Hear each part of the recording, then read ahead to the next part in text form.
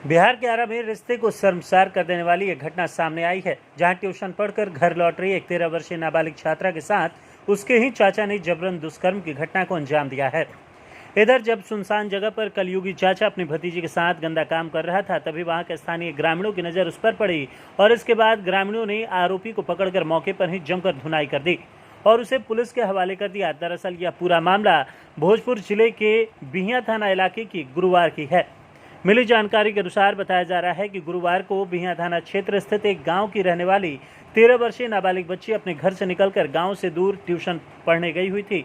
जब वो ट्यूशन पढ़कर अपनी सहेली के साथ घर लौट रही थी, तभी उसके चाचा ने टिफिन देने के बहाने उसे पिकअप वैन में बैठाकर ले गए और इसके बाद दोनों पिकअप वैन से बीच रास्ते में उतर गए। इस दौरान आरोपी चाचा उसे सुनसान जगह ले जाकर गंदा काम करने लगा, जिस पर बच्ची ने आपत्ति जताते हुए विरोध भी किया, लेकिन आरोपी हैवान चाचा ने उसकी एक बात नहीं सुनी। जिसके बाद शोर शराबा सुनकर खेत में काम कर रहे स्थानीय ग्रामीण जब वहां पहुंचे तो देखा कि आरोपी बच्ची के साथ गलत काम कर रहा है। इसके बाद वहां मौजूद लोगों ने आरोपी को दौड़ा कर पीटा और उसे पुलिस के हवाले कर दिया।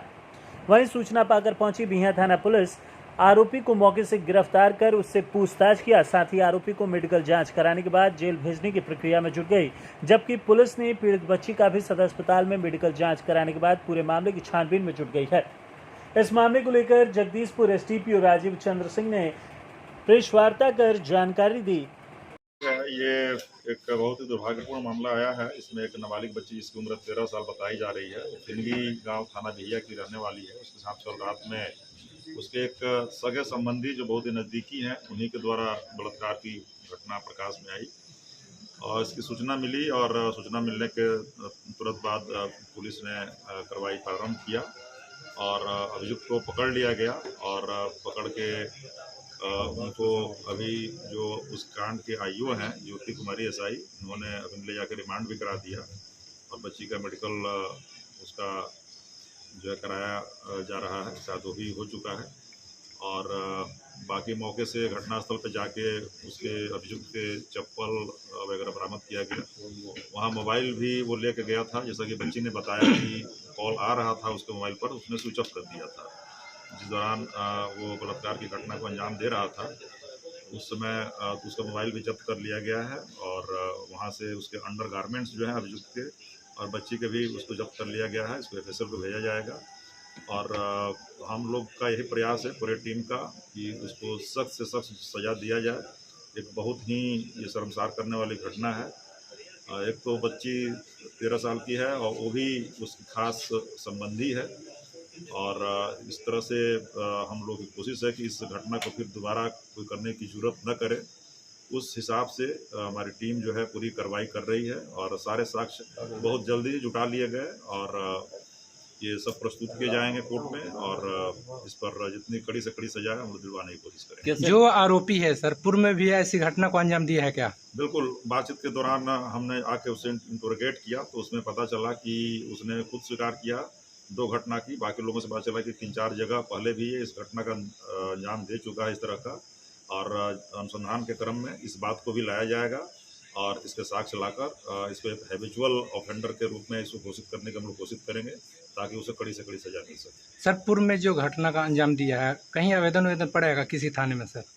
अभी तो जस्ट उसने बातचीत में स्वीकार किया है, अभी इसकी तहकीकात करेंगे और कुछ इस जिले के भी क्षेत्र से बात आई है सामने, कुछ इसके समीपवर्ती जिले में भी जाके उसने घटने का अंजाम दिया है।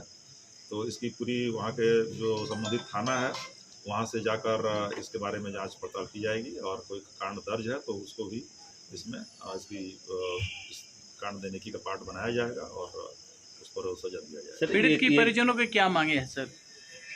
अब परिजनों की मांगे है उसको न्याय चाहिए और बाकी इसमें पॉक्सो एक्ट लगा है, 376 लगा हुआ है आईपीसी का और पॉक्सो में मुआवजे की जो राशि है उसके लिए भी ससमय इसका आवेदन दिया जाएगा जो आईओ है उनके द्वारा और इसका मेन है न्याय के लिए। तो न्याय के लिए हम लोग बिल्कुल इसमें त्वरित कार्रवाई करते हुए पूरी टीम जो है पुलिस की टीम लगी हुई है और उसको रिमांड भी कर दिया गया और सारे सबूत इकट्ठा कर लिए गए हैं और हमें उम्मीद है कि बहुत जल्द न्याय मिलेगा। इसको स्पीडी ट्रायल से करके इसको तुरंत इसका न्याय दिलाने की कोशिश की जाएगी। जो सर तो इसको परिजनों को बोला जा रहा है कि अब इन थोड़ा सा देख रेख में रखें, अगर कुछ लगता है वहाँ पर थानेदार को भी बोल देते हैं, चौकीदार भी जाकर वहाँ से संपर्क करेंगे ऐसा कुछ लगता है कि कहीं कुछ ज़्यादा सुरक्षा की ज़रूरत है तो हम लोग पुलिस अधीक्षक महोदय से फिर अनुरोध करेंगे।